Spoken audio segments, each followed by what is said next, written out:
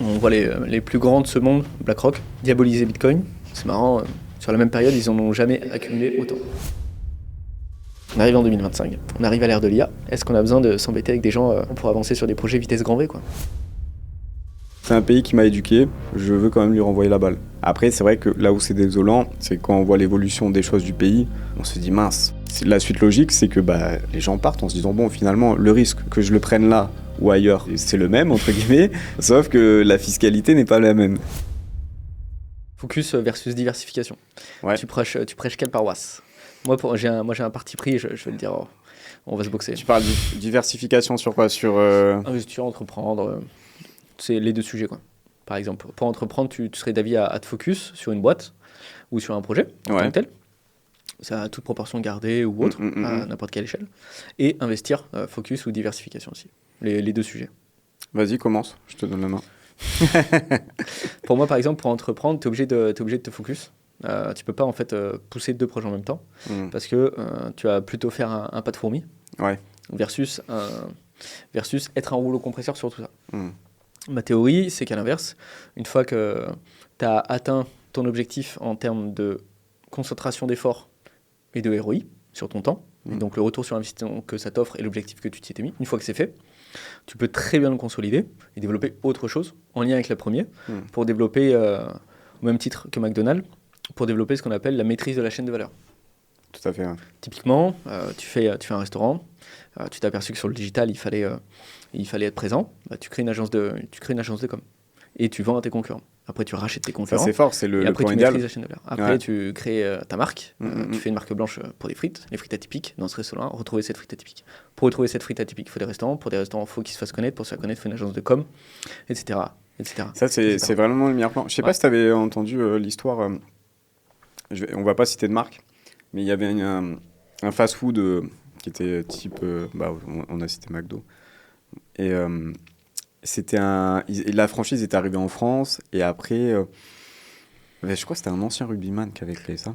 Et il y avait un investisseur américain qui voulait créer la même franchise, mais il s'est rapproché de ce gars en disant oui, je veux m'associer avec toi, on va développer, parce que du coup il avait des moyens financiers que l'autre n'avait pas, même si ça marchait très bien, il avait déjà multiplié les restaurants. Et lui a dit non, je crois que c'est un mec du sud-ouest, il a dû l'envoyer se faire. Et du coup, qu'est-ce qu'il a fait l'autre? Il a créé sa propre franchise. Et ça rejoint ce que tu dis. En fait, pour avoir une expansion plus rapide, il avait créé une entreprise pour créer les équipements. Ouais. Et bim. Et du coup, il a pris le lead sur le marché. Et il a gagné. Mais c'est vrai que c'est l'idéal. Après, forcément, ça demande des fonds et peut-être aussi bien s'entourer. Ouais. Après, là, on parle de business physique. Donc, ça demande un gros fonds. Business digital, c'est l'avantage. C'est vachement plus light. Ouais, c'est vachement plus light. Il y a beaucoup plus de marge. Mais on est vite capé. Voilà. Je connais très peu d'activités digitales où il y a une seule activité. On parle de TI, tu vois, en disant ça. Donc, des trucs où il y a 3 à 5 personnes, par exemple. J'en connais très très peu qui vont aller chercher un M par mois, tu vois. Ouais. Très très peu. À l'inverse, pour aller chercher 20-30K, prestat de service digital, 70% de marge. Ouais. Stop. Après, sauf si tu le délègues, etc., 100%, etc. Là, on parle vraiment de bricoler, quoi, quand on dit ça. On parle vraiment de bricoler, d'avoir une activité. Ensuite, sur la partie invest, focus ou diversification. Là, par contre, je pense diversification. Dans le sens où ça dépend après de l'échelle. Quand j'entends d'échelle, je parle de capital. Si, par exemple, tu as atteint un certain niveau qui te permet d'en vivre, de se diversifier, c'est essentiel, quoi. Ah oui, c'est indispensable. C'est essentiel. Clairement. Enfin, t'es un grand malade de pas le faire, quoi. Et pourtant, ça arrive. Hein. Moi, je connais des entrepreneurs. C'est fou, hein. Ouais, c'est fou. Ils sont dans un truc, mais après, c'est une sorte de zone de confort. Bah oui. Tu te dis, finalement, tu as un business qui tourne, pourquoi faire plus? Et, alors, en évoquant, tu vois, le capital, là, par exemple. Ouais. Donc, quelqu'un qui, typiquement, vide ses investissements, vide ses rentes, tu vois. Ouais. Ça, c'est une utopie, tu vois. Ça, c'est une utopie. À l'inverse, j'en connais, ou j'en ai fréquenté du moins, tu vois, qui ont 10 cas, qui disent je fais un peu de crypto, je fais un peu de bourse, je fais un peu de private equity, j'investis dans des devises, je short l'euro. Ouais. Tu le fais combien? Je mets 100 € sur le short euro. Donc, short euro, pour ceux qui ne savent pas, c'est pari à la baisse. Mais donc, tu paries à la baisse, tant que le cours baisse, tu gagnes un peu de rond. Alors, c'est vrai. C'est vrai, c'est vrai. Mais est-ce que shorter l'euro avec 100 euros va doubler ton capital dans les 2 ans? Non. Spoiler. Et faut aussi remettre un peu de contexte. Et chaque cas unique, c'est là où je veux en venir pour conclure. Et suivant la taille de ton capital, le focus il va avec. Enfin, c'est une utopie, c'est total, si tu veux, t'as 10-20K, tu veux te mettre partout. Quoi. Ouais, totalement. Tu veux te mettre partout. Il y en a, syndrome de l'objet brillant. Quoi. Alors que, tu vois, se diversifier... il faut passer un certain step pour pouvoir... Pour se diversifier, pour le faire intelligemment. Après, je pense aussi qu'il y a une notion de risque, tu vois. Quelqu'un qui va être plus agile avec de la volatilité, qui va dormir sur ses 2 oreilles, si c'est volatile, avec 50% de son folio, c'est OK. Là, il y a des vraies choses à faire. Si c'est quelqu'un qui ne veut pas supporter de risque parce que l'échelle fait mal aux yeux quand tu te lèves et que tu vois que ça saigne, c'est vrai qu'il faut aussi dormir avec ça. Et à l'inverse, si on veut le faire en bon père de famille, mais en prenant un peu de risque, parce qu'il y a des opportunités où il y a un peu de risque, et il n'y a aucun rendement sans risque, aller chercher 15, 20, 25, c'est pas déconnant, quoi. C'est pas déconnant. Totalement. En bon père de famille. Là-dessus, on est d'accord. Ouais. Après, pour en venir, j'avais noté un autre sujet qui me paraissait vraiment pertinent. C'était entreprendre seul ou en équipe. Beaucoup d'avantages, beaucoup d'inconvénients. C'est compliqué, hein? Ouais. Je pense que de faire une expérience seule est intéressante pour en tirer les bonnes conclusions. Mais effectivement, c'est limité. Ouais. Tu es vite limité. Mais en même temps, je pense sur une phase d'apprentissage, c'est intéressant. D'être seul? Ouais, parce que tu vas développer des compétences forcément. Tu vas pas t'appuyer sur quelqu'un directement, mais tu vas aussi analyser les choses de façon objective en disant voilà mes limites, voilà mes forces. Et là, à ce moment-là, tu vas peut-être pouvoir te monter une équipe qui est en cohérence avec les compétences que tu as développées. Faire un peu une introspection et puis se remettre en question vis-à-vis de ça. Que des fois, s'appuyer de suite. Je pense que ça dépend aussi des profils. Tu as des profils qui ont des compétences très précises dans des domaines, ils ne peuvent pas se développer. Ouais. Un dev, quelqu'un qui est très technique, par exemple, dans son domaine d'activité. Ouais, il ne peut pas faire de market ou de vente, machin, un truc. Ouais, il peut être très bon, mais il va rester chez lui, quoi. Ouais. Donc, je pense que de toute façon, c'est indispensable d'être entouré. D'être entouré, clairement. Okay. Donc, conclusion, entreprendre seul ou en équipe. Seul, ça a ses limites. Ouais. Et entouré, tu peux aller chercher l'étape d'après, quoi. Ouais, c'est là que c'est intéressant dans les collaborations. Moi, je pense, tu vois, que c'est plus délicat. C'est plus délicat dans le sens où, si tu démarres seul, tu vas tellement te casser les dents. Tu vas tellement perdre de temps qu'il y a un coup d'opportunité. Je pense qu'il faut se fixer une deadline.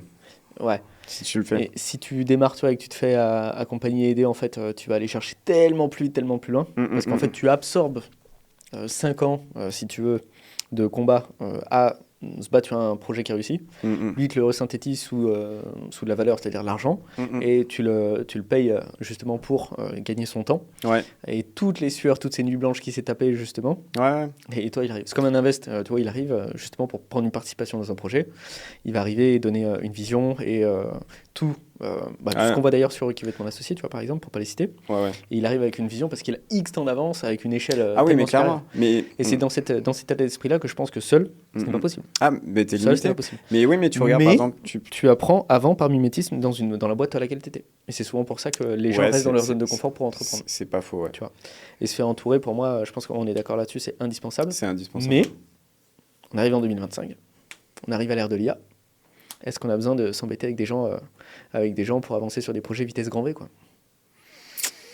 L'humain remplacera... Et je pense que mon avis va changer après ça, tu vois. Oui, c'est vrai qu'en plus, toi, c'est quelque chose que tu utilises au quotidien. On le voit, tu as des réponses à des questions qui vont plus rapidement. Il y a une vraie valeur ajoutée aujourd'hui avec l'IA, mais on en revient sur le sujet de la crème de la crème, quoi. Ouais. Après, quand on parle de collaboration, ça signifie aussi déléguer. Je pense qu'il y a, de mon point de vue, il y a des choses qui sont bien de faire soi-même, comme je disais, pour en tirer les bonnes conclusions et se dire, bon, je suis capable ou non. Même si on n'est pas capable, on a une notion après, qui a une valeur. Apprendre, c'est important. Voilà, c'est ça. Et de se dire, en fait, la personne, quand tu vas déléguer, tu vas savoir directement si elle fait bien ou pas. Chose que tu ne sais pas si tu n'as pas mis les mains dans le cambouis. Ouais. Tu vois, par exemple, pour revenir, petite parenthèse immobilier, souvent on demande est-ce qu'on doit mettre le bien en gestion. D'ailleurs, tout à l'heure, tu parlais de revenus passifs. Moi, je pense que c'est bien déjà de faire une petite expérience, de s'en occuper, ne serait-ce pour voir les contraintes qu'il peut avoir et moduler. Voilà. Faire. Et après, à ce moment-là, effectivement, l'idée, c'est d'atteindre une liberté pour optimiser son temps et puis faire autre chose avec. Et l'intérêt de déléguer est là. Mais même quand tu vas déléguer, comme je disais, tu vas savoir si la personne directement elle est compétente ou pas. Direct. Voilà, parce que tu vas voir les erreurs peut-être que toi, tu as commises, il va les faire. Et tu dis, t'as une anecdote là-dessus ou une métaphore pour qu'ils comprennent Ça t'est déjà arrivé? Faudrait que je réfléchisse, mais je vois là l'exemple que je donnais, je voyais des gestionnaires où tu as un chiffre, en fait. En prime abord, on va te dire, on va te vendre du rêve, mais après, au final, tu sais que tu as un chiffre et tu vas avoir des problématiques que tu n'aurais pas rencontrées si tu avais géré toi-même. Ouais, c'est ça. J'en ai sans doute d'autres, mais ça ne me vient pas là, mais je pense que ça s'applique partout. Tu vois, c'est comme, je donne un exemple, tu laisses ta voiture chez un mécano. Si tu as ne serait-ce un peu de notion, tu vas te faire moins arnaquer. Parce qu'à un moment, tu vas dire, lui, il me prend pour un con. Tu vois. Et là, c'est pareil, quand tu vas travailler avec des gens, il y en a, ils peuvent ils peuvent te vendre du rêve et au final, tu te dis, merde, il n'est pas compétent, lui. Ça se voit comme un nez au milieu de la figure après. Typiquement, pour en parler justement de être entouré ou faire soi-même pour avoir une notion, avoir ça, délégué, je l'ai lu, etc. en employant des gens, petite parenthèse. C'est là où j'allais venir. C'est que tu vois, quand je collabore justement et que je vois des chefs de projet où tu leur donnes une tâche X, Y, Z pour implémenter des choses qui marchent. Donc on ne demande pas si on les fait, si on les fait pas, on les met. Et ils vont bégayer ou pas être proactifs, etc. Et c'est là en fait où tu comprends l'importance de parler à la bonne personne ou déléguer à la bonne personne. Dans le sens où c'est important, je pense aussi, pour prendre du plaisir à le faire, il faudrait déléguer aux bonnes personnes. Les bonnes personnes, il faut les trouver, il faut chasser les têtes, etc. Ils ne seront pas remplacés par l'IA, les bons. Par contre, un agent autonome, efficace, c'est quand même beaucoup plus agréable pour bosser sur 1 mois, 3 mois, 6 mois. Avec un chef de projet où c'est une chèvre, quoi. Donc quand tu lui présentes des nouvelles choses, il va les remettre en question, juste tu les implémentes. Et l'effort que tu mets au début pour avoir un chiffre d'affaires, tu vas avoir du résultat en 15 jours, 3 semaines, versus former un humain, le déformer pour le reformer, lui apprendre une nouvelle façon de faire, etc. Pourquoi se casser la tête finalement, quoi. Ah ouais, mais gain de temps, gain d'énergie, gain d'argent, client satisfait, passons à l'étape suivante, quoi. Exactement. Tu vois. Exactement. Et ça c'est incroyable. Et il y a un vrai virage qui est en train de se prendre là-dessus. On est encore timide là-dessus chez nous, mais c'est en train d'arriver. Et après, petite question justement un petit peu sucrée. Pourquoi, d'après toi, c'est une opportunité d'acheter pendant les temps de crise? On parle de quoi? D'immobilier, là, du coup? On parle d'immobilier, on parle de marché, on parle en règle générale, par exemple. Bon, réponse synthétique, il y a moins d'acheteurs, il y a moins d'acteurs sur le marché. Ça, je dirais, après, je pense qu'il faut passer à l'action. On s'adapte, mais tout passe par la notion de connaissance, en fait, finalement. Parce que même en temps de crise, c'est intéressant d'investir. Maintenant, il faut investir intelligemment. L'inconvénient, on le sait, c'est que du coup, si on prend l'exemple de l'immobilier, les taux sont élevés. Aujourd'hui, quand on va acheter, on va se retrouver, on va se retrouver avec des intérêts qui sont beaucoup plus importants. Maintenant, l'avantage, c'est qu'il y a moins d'acteurs sur le marché. Donc, on peut créer les opportunités. Ouais. Les opportunités sont moins présentes, elles ne se voient pas, mais elles se créent. Pareil. Et je pense que ceux qui, après, anticipent, justement, font des études, ce genre de choses, ils vont avoir un vrai temps d'avance là-dessus. Et comme on le fait, par l'expérience, comme on acquiert l'expérience, c'est soit en apprenant, soit en payant, soit en apprenant de nos erreurs, soit en payant quelqu'un qui a déjà gagné tout ce temps, toutes ces sueurs, toutes ces nuits blanches, pour l'apprendre. Tu vois, demain, pour les marchés, c'est exactement pareil. Pour investir, c'est exactement pareil après dans son activité. Exemple, tu es prestataire, tu sais que le marché il souffre. Qu'est-ce que font mal tes concurrents depuis tout ce temps? Quel est le goulot d'étranglement de tes clients que tes concurrents ne résolvaient pas? Pourquoi tu le fais pas? Comment le mettre en place? Tu conquéris le marché avec la même efficacité, une promesse différente qui résout cette problématique-là. Et donc les gens viennent te voir pour résoudre leur problématique-là. Tu te différencies donc de tes concurrents. Donc ils sont prêts à te payer plus cher pour aller plus loin parce que tu tu t'hyper spécialises dedans. Et après, tu peux t'adresser à une assiette financière à des clients différents. Au lieu de les facturer, je dis une bêtise, un certain montant, tu peux les facturer 50% plus, 150% plus, parce que tu seras ultra efficace dessus, contrairement à tes concurrents. Et ils le savent, parce que tu communiques dessus, etc. Et à l'inverse, pour les marchés, ça va être la même chose qui s'applique. Là, typiquement, on a pris une correction, par exemple, sur les cryptos. Bon, tu as deux façons de voir les choses. Première façon de voir les choses, je prends un moins 35%, ça s'applique sur mon folio, etc. Et puis après, tu dézoomes sur les 6 derniers mois, ça fait x3, tu vois.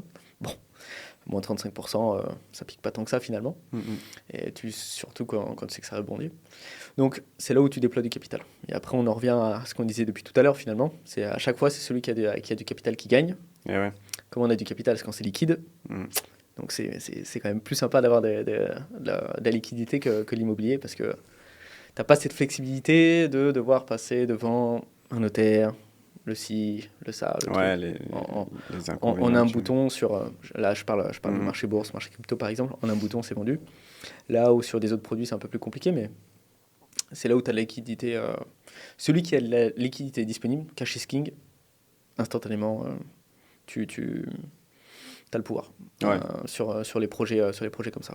En période de crise, je pense que cash is king. Ouais, c'est vrai. Et puis après, c'est aussi des fausses excuses qui sont fondées, effectivement, mais il faut être plus vigilant. Mais souvent, c'est un frein en se disant non, c'est pas le bon moment. Mais après, est-ce qu'on va trouver le moment de le faire ? Ouais, on le découvre. Pour revenir sur la différence entre le fond et la forme, on voit les plus grands de ce monde. On parlait de McDo, on parlait justement d'investir, etc. BlackRock, diaboliser Bitcoin. Ouais. Voilà. C'est marrant, sur la même période, ils n'en ont jamais accumulé autant. Eh oui, bah oui. C'est curieux. C'est curieux. Ouais, le malheur des uns. Ouais, c'est ça. Enfin, il faut faire strictement l'inverse des grands de ce monde pour aujourd'hui tirer son épingle du jeu. Ouais. Il faut faire strictement l'inverse des grands de ce monde pour tirer son épingle du jeu. Et dans cette solution, tu comprends. Donc, et c'est après, en fait, c'est avec tout ça qu'ils réinjectent sur le marché immobilier, etc. et atteignent des vraies étapes. Et c'est pour ça que l'immobilier, ça reste pour moi un incontournable à un certain niveau de capital pour se diversifier, avoir de la sûreté. Mais j'avoue que je resterais tellement à l'aise, tu vois, à dormir sur mes deux oreilles, si j'ai full capital après. Et pas d'immobilier. C'est marrant cette notion, parce que moi, ça me rassure justement d'avoir des actifs qui tournent, tu vois. Ouais, t'as vu. Et c'est comme ça que je suis bien et je suis libre, en fait, ou je me sens libre. C'est tellement... t'as tellement de liberté après, parce que t'as très très peu ensuite d'intermédiaires entre ce que tu possèdes et ce que tu as. Là où ça me dérange un petit peu du fait que tu es quelqu'un qui est obligé d'arbitrer à travers des procédures plus ou moins longues, tu vois. À l'inverse, je pense que si on sort du sujet de faire de l'immobilier autour du locatif, ça peut m'intéresser. Ouais, sur l'achat-revente, c'est vrai qu'on avait parlé division foncière, programme, ce genre de choses. Ça me parlerait plus. Ouais, après, c'est 1+1, hein. T'achètes, tu revends, ça fait 2. Marge plus importante, division, faible équipe. Et ça dépend, les marges. Pas forcément. Si tu prends un terrain, tu divises en 4, tu construis 4 maisons. Oui, il y a des moyens d'optimisation. Mais sur le bénéfice net, pas forcément. Parce qu'il y a la notion fiscale. Donc, quand tu vas acheter un bien, tu vas le retaper, tu vas le revendre, tu vas prendre une plus-value sur laquelle tu vas être imposé. Bon, après, ça va différer selon le statut sur lequel tu achètes. En marchand de biens, en nom propre, en SASU, etc. Mais par contre, sur le long terme, il y a cette notion de capitalisation. Donc, il y a la capitalisation, le bénéfice locatif, plus l'évolution du marché. Donc, moi, je pense qu'aussi, ce qui peut être intéressant, c'est sur 5 ans. Avoir une vision à 5 ans ? Ouais, voilà, sur 5 ans. Et puis, après, tu as des avantages fiscaux à partir de 5 ans sur la revente de biens immobiliers.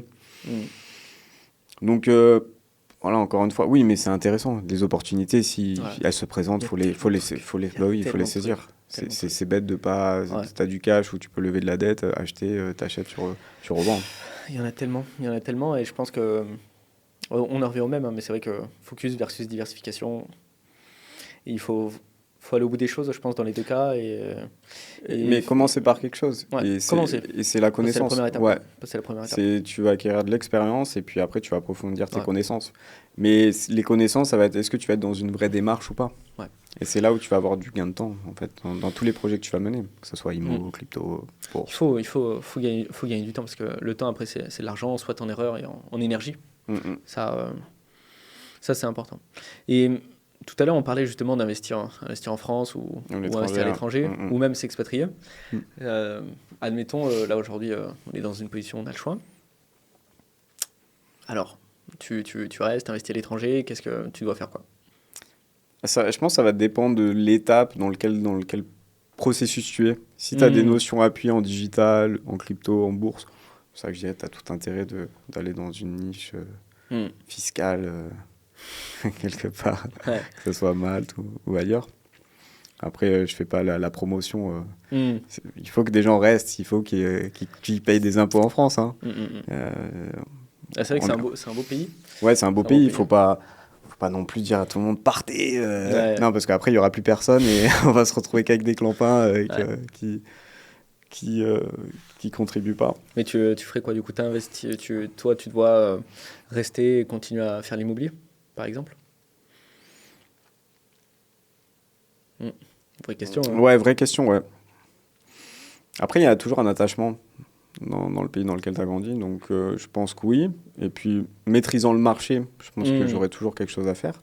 Après, c'est vrai qu'objectivement, quand on regarde, il y a des pays qui sont très attractifs, si on parle d'immobilier proprement dit, avec une fiscalité qui est beaucoup plus allégée.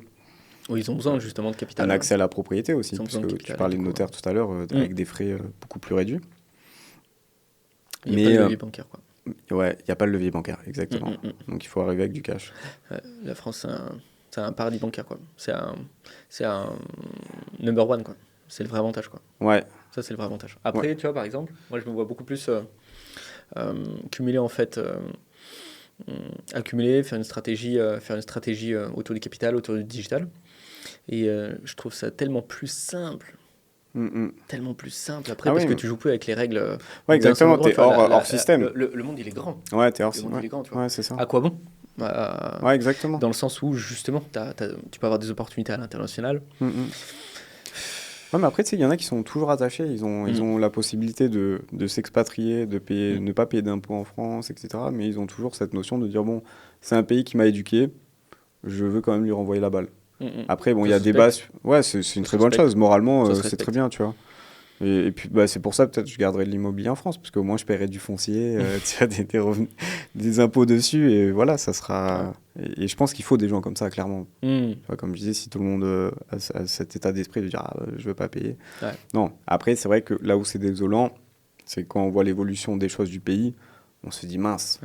Parce que ce qu'on attend quand on paye de la taxe, des impôts, c'est que tu es dans un environnement qui te convient, qui est safe, enfin, tous ces avantages qu'on demande, ce qui est normal. Et choses qu'on peut retrouver peut-être plus facilement dans certains, à l'étranger, dans certains pays. C'est la balance après entre sacrifice et investissement à travers de l'impôt, et qualité de service, qualité de vie, en contrepartie de cette même impôt. Voilà. De l'autre côté, si tu joues le game du capital, et je prêche en ma paroisse, dans cette solution, rien ne t'empêche, tu vois, d'aller dans un truc où tu as 0% d'impôt sur le capital. Parce que c'est toi qui prends du risque avec du capital que tu crées. Et de l'autre côté, ce capital-là, tu peux après investir à l'immobilier tokenisé. Et tu le fais travailler aussi à travers la planète, tu vois. Ouais, totalement. Mais c'est vrai, ce qui est dommage, force est de constater, c'est qu'en France, j'ai le sentiment vraiment que le pays ne s'est pas adapté à son évolution. On le voit aujourd'hui, il y a beaucoup d'indépendants.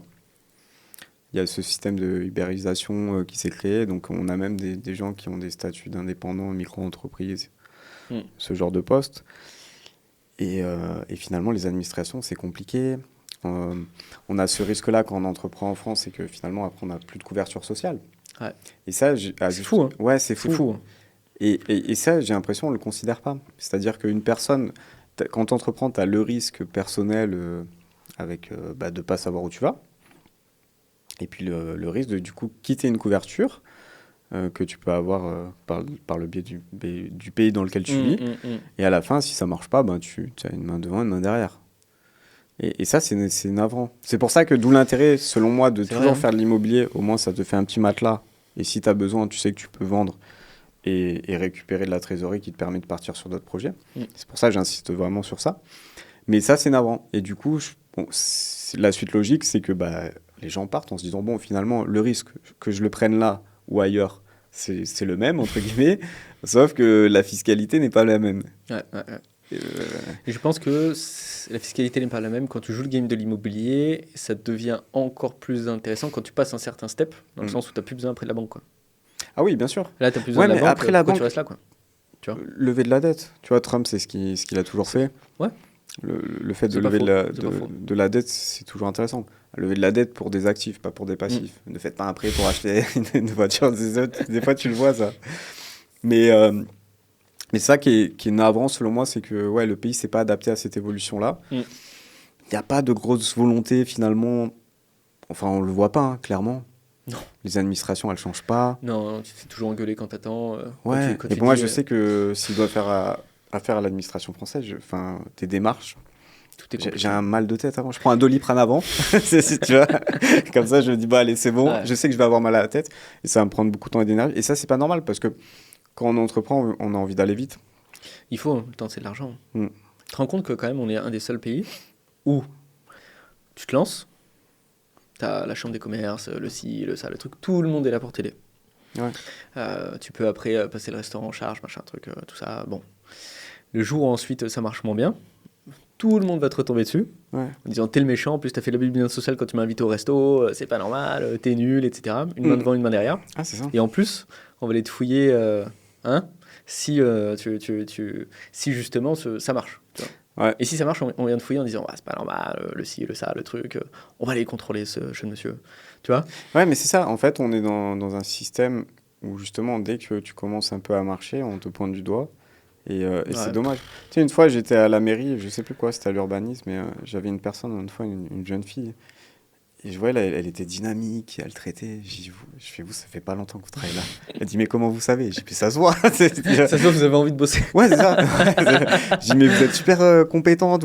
Ouais. Elle me dit, ouais, je vous cache pas, en fait, j'ai intégré la mairie là il y a un mois, mais en parallèle, j'ai une micro-entreprise. Je sais plus ce qu'elle faisait, des bracelets ou un truc comme ça. Elle avait un état d'esprit. Elle était ouverte. Et je mais ça serait top d'avoir des gens comme ça parce que du coup, tu as une compréhension de se dire, bon, ok, la personne se déplace. Déjà, elle prend sur son temps horaire travail. Bah oui.